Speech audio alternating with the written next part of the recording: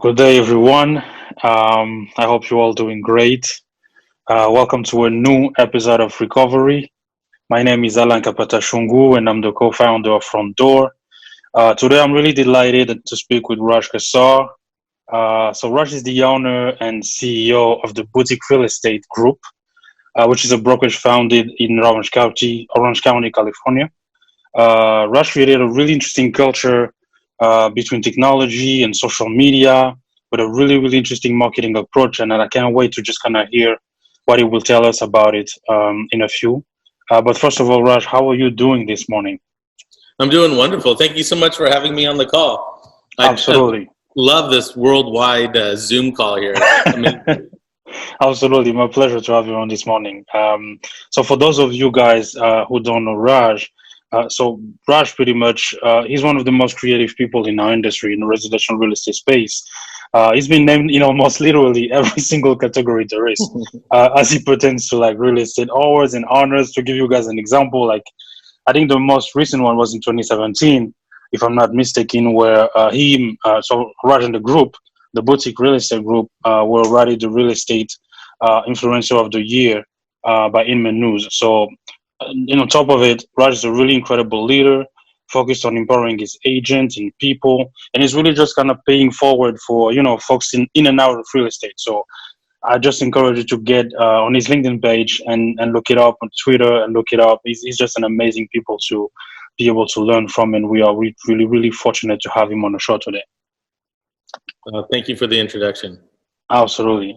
So Raj, to get us started, the first question that I would like to ask you is, can you walk us through or try to describe what it has been for you? What is quote unquote a typical work day in Orange County during this crisis pretty much for you? Well, that's a really fun question to ask, but I think it's even more fun to answer because it has a story type of it. So, awesome. Back in March, I was doing a keynote for a very dear friend of mine's real estate brokerage. It was their kickoff for the year. And we were up in the Oakland area. And we got to spend a little bit of time in Napa because I love wine. Awesome. Wine's my thing. I really enjoy it. Awesome. I can't wait to come to France one day and have some of the wines there. It would be absolutely like a bucket list dream come true. That's a given. Absolutely. While we were there, all the news about coronavirus was hitting literally last March 2019. Yes. And so we really didn't know what to think of it. We didn't really know. We were glued to the news and the internet. Yeah. And basically came back, and a couple days into March, and our statewide association, the state of California, deemed us as non-essential. Oh my God! So I was like, "What? We can't even work." It was like illegal to work in the state of California, being a real estate agent and owning a real estate company. So basically, we made the really difficult decision to shut the doors of our office. Wow! Send everyone home. And really transition into like a digital online work and trying to figure it out. But, we're a small company. We have about 30 agents. We're based in the heart of Orange County. And that first 2 weeks of the lockdown, we lost 25 escrows. Wow. So that's 25 transactions. And those are executed contracts, buyers, sellers in escrow, walking away. And so that's a really big deal for us. And, our price points in Orange County range, we're probably an average price point around $2 to $3 million for our average listing. So losing 25 escrows at a price of $3 million each, $75 million in 2 weeks, it's like, oh my goodness. And it was just the beginning of spring, and it was just the market was just picking up. So we shut down. About 3 weeks into the lockdown, we became essential again, and we got back to work. Went back to the office. Started figuring things out, and our association was great here in California. They really were keeping in touch with us, communicating with us, because back in March, we really didn't know anything about the virus. Absolutely. It was going worldwide, and we were a little bit fearful of what we saw on the news because the news is always, it's the news. And so you see the craziest things on the news, and then you don't even know if it's true. And then March and April, I didn't know anyone who was infected with COVID. I didn't know anyone, Yet the state's locked down, restaurants are shut down, we're barely working. The real estate market was crashing, the stock market was crashing. All this stuff was happening, and we really didn't know. And the last time this happened was back in 2007 and 8 when we had the recession, so to speak. The recession, yeah. And that was really turbulent, but out of difficult times, out of pain, out of like pure, like crazy pain, there's lessons to be learned. Absolutely. And the lesson that we learned is we just started reaching out to people who were looking, checking our online analytics. You and I connected through Andrew Flackner of Real Scout. Absolutely. We would jump in our Real Scout dashboard, see who was checking, and all of a sudden there was a little blip. We got a phone call. Hey, Raj, like to look at this property. I get an email from our transaction coordinator. Hey, Raj, we opened an escrow today. We were like, oh! We are back. And it was back, and it was just, I call them like the early COVID adopters. Yeah. They were watching the market. There was an opportunity because they saw prices initially going down because everyone was so scared. And in our market in Southern California, everything's been going up. Oh. So with the crisis, for a really like 4 to 5 week period, there was an opportunity where people were like, hey, I've been watching this home. It's been on the market for a month or two. They just took $100,000, $200,000, $1 million price drop. Yeah. I'm jumping in. And that was the beginning of it. And I think I want to say that was like mid-April. Okay. Come end of April, beginning of May, it was like they opened the floodgates. Wow. The phones were off the hook. Our our lead generation was off the hook. Awesome. And at the very beginning of that, we got a phone call for someone looking for like a luxury estate. And it literally was the highest price sale. It was in May in the particular city in Orange County ever.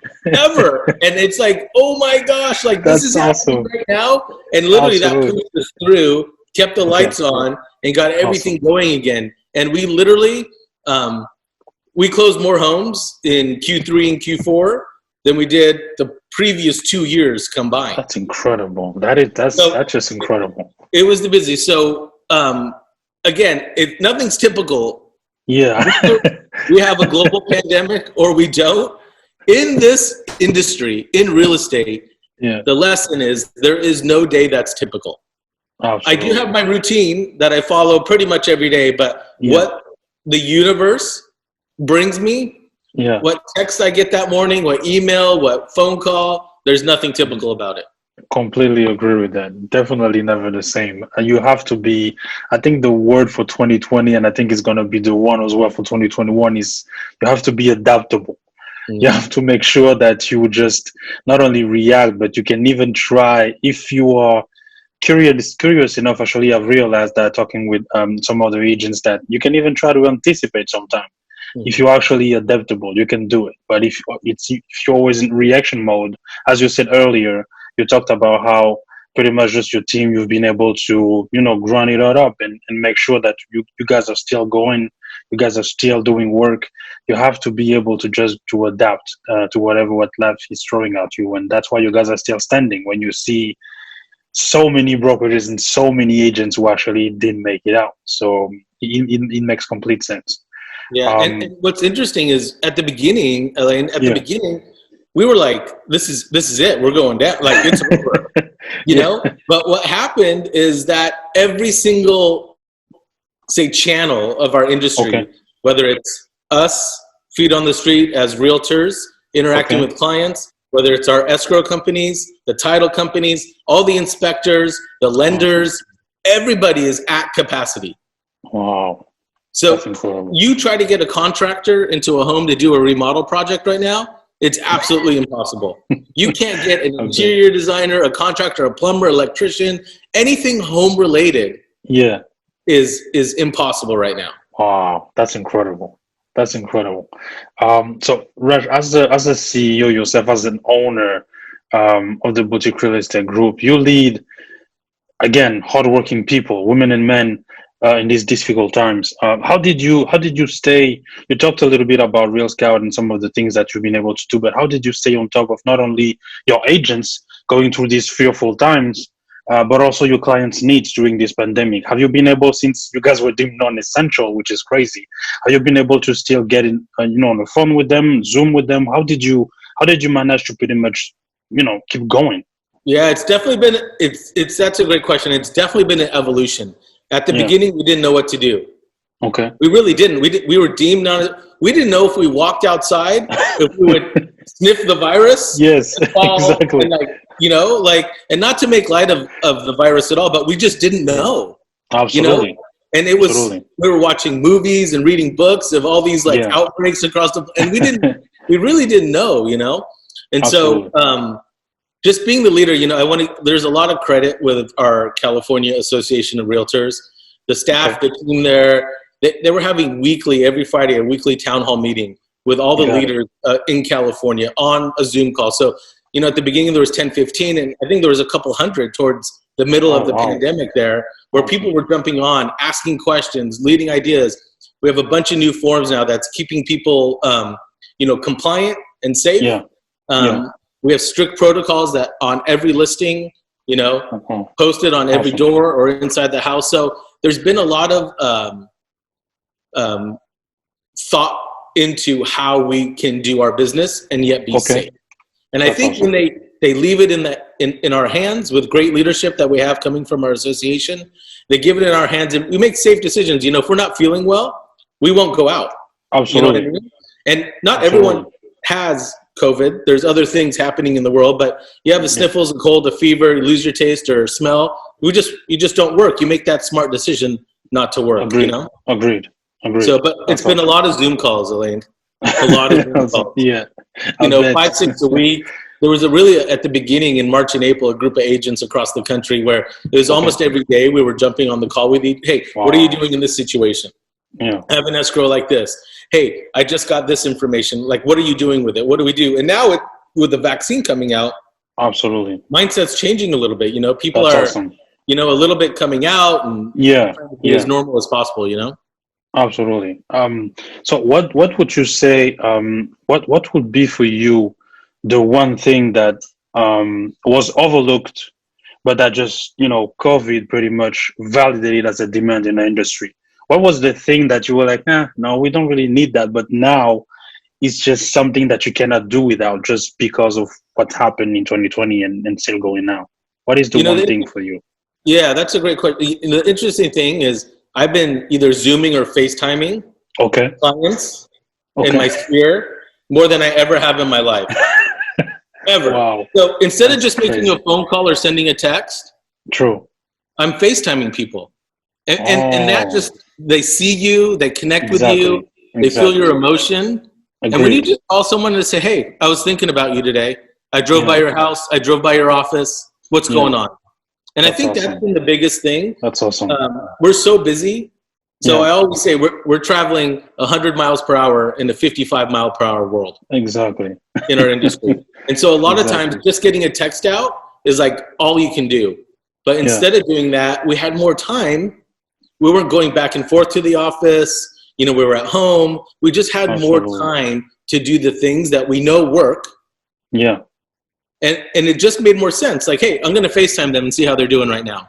That's awesome. And they're probably in their pajamas because everyone's home all day long, Pretty much. I'm going to Zoom them and see what's up. And then I'll be in my pajamas and let's have a FaceTime call, Absolutely. That's great. And I don't know about you, Raj, but it also gets back to what I believe real estate is ultimately. And I know that, you have a bunch of companies out there really building great things on the technology standpoint, but when you talked about just being able to FaceTime and pretty much having everybody on a video call, that's because our industry, it's first and foremost a people industry, right? And this thing is pretty much just preventing us to be able around people.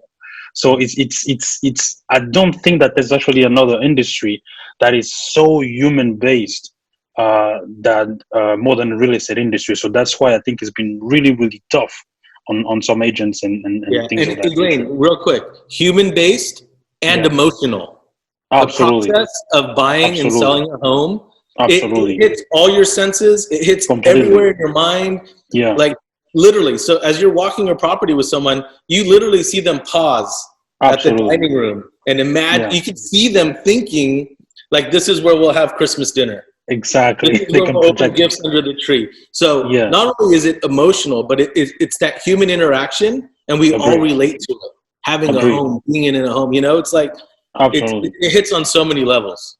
Completely agree. Completely agree. To speak a little bit about Orange County, where you have such a great expertise, what can you tell us about the market there? Like, can you tell us about what's happening, whether it's transaction wise or trend wise? Anything changed be, between what's happening between the start of the pandemic and now? What have you observing in the market? Yeah, the market here in Orange County is 100% a seller's market. Okay. Oh, wow. First of all, there's literally no inventory. Wow. So if you're looking for a home in a particular city between $1 and $2 million, there may be 5 homes for sale. Oh my God, that's incredible. So wow. There's no inventory. Interest rates are still at an all-time low, historical lows. There's no inventory, and everybody wants bigger. They want more house. They want more yard. I was just talking to someone yesterday, and back in 2019, people were like, "I don't need my home office anymore. I just go to Starbucks and work. I go to the park and work, whatever." Now everyone wants 2 home offices. Exactly. One for each spouse. So there's this whole demand. Everyone's at home now, so they're actually in their home. They're like, "Gosh, if I could sell it for this, and get this, and have more outdoor space, have more bedrooms, have more people are doing it." And so everyone's upgrading. And what we're seeing also in especially in Southern California, are people are leaving California as well. Oh. So they've done what they've done here in California, and now they're leaving. And the most popular states people are going to are Texas, Tennessee, and Idaho. Oh, wow. So people are really going, and they're getting 5, 6, 10 acres of land with a massive home for half the price that they're spending here in Southern California. That's incredible. Yeah. Oh, wow. So everyone's really upsizing, and I think a lot of it is because people are figuring out that they could run their business anywhere in the world. Absolutely. And so agree. if they could pick up shop out of California, and California, as I'm sure you know, is so heavily taxed. Absolutely. Yeah. Heavily taxed. I know that. So if people move up and out of California and are able to go to Idaho, Texas, Tennessee, Montana, wherever they're going, live comfortably, have what they want, and probably for half the price, if not more. Cost of living is less on every aspect, and they're able to run everything digitally. Why not? Okay. And so we're seeing a lot of that. I mean, a lot of the wealthier clients that we deal with, all their financial planners are like, "Hey, if you move out of California to any of these states, by the time you retire, you'll have much, much more money in your bank account by doing the exact same thing you're doing here." That's crazy. So it's really an interesting time in the cycle of real estate in our lifetime that all this is happening in all at the same time. That's actually amazing. I was speaking as well with Joyce Ray from Coldwell Banker a few days ago, and she exactly uttered the same words that you just shared. That she told me that people now, they're not even looking for just a home now. They want to make sure that there's a home office attached to it. To your point, where before you were like, no, I'm not working from home. I just need somebody. I just need somewhere, somewhere else I can go. And now it's pretty much the first argument when they're looking at a home is like, can I have an extra space for my office or things of that nature? And I think this is something that we haven't heard about before COVID, pretty much, at least not at this level. Yeah, and all those people who are downsizing and sold in 2018, 2019 to downsize because they're now retired. Now their family's back home. Exactly. Now they're upsizing because everyone's home now, Exactly. Yeah.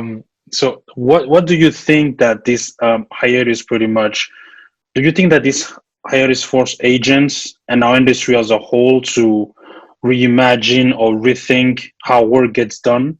Do you think that we're just going to do things differently after this when the vaccine gets into play? Do you think that just the way we work will change forever? Well, I think our world 100% has changed forever. Done. Okay. Yeah, in every aspect. There was a group of us who could literally manage an entire transaction in the palm of their hand before COVID. Now, if you're not, you're in the wrong industry. So you have to, there's the great divide I've always talked about, you know, it basically started at the beginning of social media, where everyone who understood social media was on a certain path. Their voice was much louder than everyone else not on social media. Agreed. Okay. And so now the path is social media plus being able to work anywhere on the planet. Absolutely. The one difference now, though, in our industry is we need to be walking, we need to put our eyes on the property. Yes. We have to walk the home. Your clients have to touch and feel. You know, in 16 years of the business, I've only sold 3 homes where the buyer had never even seen the home until I gave them the keys. Wow. Just 3 in 16 years. Wow. In 16 years, that's only happened 3 times. And every time they basically said, everything we saw online was enough. It looked immaculate and beautiful. But I think that will be more and more common. Agreed. As time goes on. Completely agree with that. Yeah, absolutely. So you are an owner, you lead this incredible men and women at the boutique. What advice would you give to, unfortunately, a new agent starting in the business right now as we go through this crisis? What would you tell them to focus on as they start their career, pretty much? That's so great. So I subscribe to some text from a good friend of mine. His name's Sharon Shrivasta. I'm not sure if you've interviewed him or know him, but he's an amazing entrepreneur, thought leader in our industry. It's funny, right before I walked into my office, I got a text. And I looked down and I was like, and I read the show notes. I was like, oh, this is perfect for that. But basically for anyone starting off in the industry, this is such a great quote to like write down, pass on. Sure. But amateurs, so brand new in the industry, amateurs have preferences. Winners have systems. Oof, that's powerful. So, amateurs have preferences. So they're like, hey, I want to sell luxury real estate. I want to drive a fancy car. I want to, you know, have everything, you know, like they have preferences. Like, okay, absolutely. I want to show 5 homes a day, even though they have no clients. You know, they have preferences, but the winners are the ones that I have a system. Agreed. This is my goal. That's powerful. For the year. These are my tactics. Yes. They're going to help me achieve my goal. And then every tactic has an action plan. That's specific, that's awesome. Measurable, attainable. Awesome. And you just go after it. So if you have a goal with no action plan, it's silly to even set a goal. Absolutely. So it's pretty much wishful thinking. It is. And so you have to have a system. And so for new agents that are out there, if new agents ever listen to this conversation between you and I, you have to find a company. And a lot of companies are doing this great right now. You have to find a lot of companies, a company that's got a system in place for new agents. That has a mentorship process. That's like, hey, A1, this is what we're doing. Week 1, this is what we're doing. Week 2, this is what we're doing. Week 3, come with me. Let's go. Let's follow the leader. You know, so Alain, I don't know if you know this, but before real estate, I was in medical school. Oh, wow. I didn't know that. So I did 3 years of medical school. My 3rd year I actually did in London. Oh, awesome. And so I studied abroad for a whole year, learning the ropes in a hospital in London. And one of the things that my attendings taught me was basically this, because now your 3rd year of med school, you're hands-on. Yeah. You're in the hospital, you're working with patients, you're doing surgeries, you're doing all of that stuff. And so, it stuck with me, but he basically says, see one, do one, teach one. Oh. So you see your mentor do something. Okay. Then you go do it, and then you teach it to someone else. I love it. I love it. And if you're able to teach someone how to do something, whatever that is, you have mastered that trade. That is awesome. I love it. It's pretty some kind of a chain there. I really love it. Yeah. That's awesome. That's really, really awesome. That's my advice.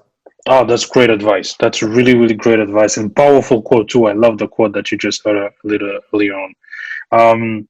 So this is more directed towards you. What would you say? What are some of the lessons that you have learned during this, in certain time as a CEO, leading the boutique? What have you learned on yourself that you didn't know, or that you didn't anticipate to know, at least before the pandemic? Sometimes when you're leading a group of men and women in our industry, you kind of feel like a little bit alone. You kind of feel like you're on an island. So agreed. I've got a handful of people across the country that have absolutely been my rock during this. That is awesome. Hey, I need this advice. How can you help me? Hey, can you look at this contract? I'm having a very difficult situation. Can you look at this? Just give me an extra set of eyes. I know what I want to do here, but can you help me? That's awesome. Or, hey, I'm changing a lot of my vendors now because this is a really different time. I need vendors that are my back end, CPAs, accountants, financial people, all that stuff. I need young, fresh eyes that are looking at this in a new way. Who are you using? Oh, that's awesome. How are you structuring your company? Things like that. And I think the biggest lesson I've learned is that we're not alone.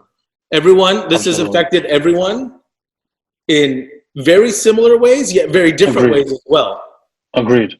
And so things that are affecting us here in Southern California, in Orange County, is very different than LA, which is right next door. LA is a whole other world right next door. Absolutely. 20 miles down the freeway. There's a different mindset. There's a different culture. There's a different thought process. That's incredible. So I have been thankful to be in we call it the Orange Curtain, in the Orange Curtain in Orange County during this global pandemic. Wow, that is awesome. That is really, really awesome. The thing that I would love to finish us off with is, so what else? It's early in the year, obviously, but what are some of your personal or business goals this year? What is some of the things that you are really passionate that you just want to get done for this year, pretty much? Yeah, so this could be personal or business oriented. So for goals, we'll talk business goals. Business goals, I kind of break up my mindset, front end versus back end. Okay. So on the front end, how we present ourselves to the public, I have specific goals for that. 1, social media. 2, web traffic. Okay. 3, our team, growing that team. Absolutely. And being able to infiltrate the market and grow market share. So that's the front end goal. Front end, Back end goals are how are we going to do web traffic? How are we going to attract agents to our culture and our company? And how are we going to grow the brand? Oh, powerful. I love that front end, back end. I never thought about it that way. I love it. That's really, really interesting. Thank you very, very, very much, Raj. It's a wrap. Recovery Season 2, Episode 2 with Raj Qsar is done. You can watch this episode on YouTube and on all platforms streaming podcasts. And remember, in the recovery, don't just get back to the same place, but strive to get to a better place. Thank you, everyone.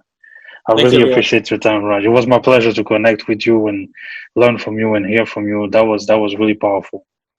Thank you so much, Alain. Thank you for having me. Please take care of yourself. Stay healthy, stay safe, and I hope we can travel soon so that I can meet you maybe at an Inman somewhere. Grab lunch or dinner or something. And that'd be amazing. That'd be awesome. Absolutely. Have a good day in the meantime. Thanks again. Thank you. Absolutely.